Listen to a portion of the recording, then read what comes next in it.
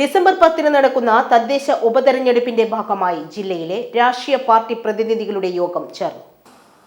അതിന്റെ സൂക്ഷ്മ പരിശോധന വെച്ചിരിക്കുന്നത് 23-ാം തീയതി 5 മണിക്കാണ്. കാരണം 23 ഡേറ്റ് സംസ്ഥാന ഇലക്ഷൻ കമ്മീഷൻ ഡിക്ലെയർ ചെയ്തു, നോട്ടീസ് ചെയ്തു. 23 നമുക്ക് അല്പം അസൗകര്യമുള്ള ദിവസമാണ്, നമുക്ക് കൗണ്ടിങ് നടക്കുന്ന ദിവസമാണ്. സാധാരണ 10 മണിക്കാണ് വെക്കേണ്ടത്, അതുകൊണ്ടാണ് 5 മണിക്ക് വെച്ചത്. നമ്മുടെ ജില്ലാ പഞ്ചായത്ത് ഡിവിഷനിൽ വരുന്ന വാർഡുകളെല്ലാവർക്കും അറിയാം.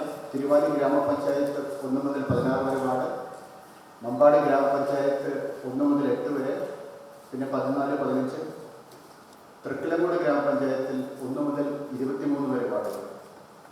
പോളിംഗ് സ്റ്റേഷൻ 99 പോളിംഗ് സ്റ്റേഷനുണ്ട്. അപ്പോൾ കളക്ടറേറ്റ് കോൺഫറൻസ് ഹാളിൽ ചേർന്ന യോഗത്തിൽ ജില്ലാ കളക്ടർ VR വിനോദ് അധ്യക്ഷനായിരുന്നു. ADMC Muhammad Rafeeq, election deputy collector K Krishnakumar എന്നിവർ സംസാരിച്ചു. വിവിധ രാഷ്ട്രീയ പാർട്ടി പ്രതിനിധികളും സംബന്ധിച്ചു.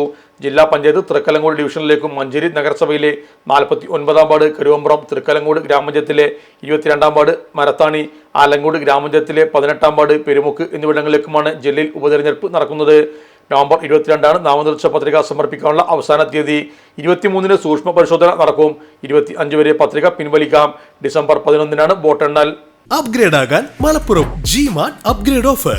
നിങ്ങളുടെ പഴയ ഗൃഹോപകരണങ്ങളും ഡിജിറ്റൽ ഗാഡ്ജറ്റുകളും ഏറ്റവും പുതിയതിലേക്ക് മാറ്റാം. മറ്റെവിടെയും കിട്ടാത്ത വിലക്കുറവിൽ മികച്ച ഓഫറുകളോടെ പഴയ സിംഗിൾ ഡോർ റെഫ്രിജറേറ്ററിൽ നിന്നും പുത്തൻ ഡബിൾ ഡോർ റെഫ്രിജറേറ്ററിലേക്ക് മാറൂ.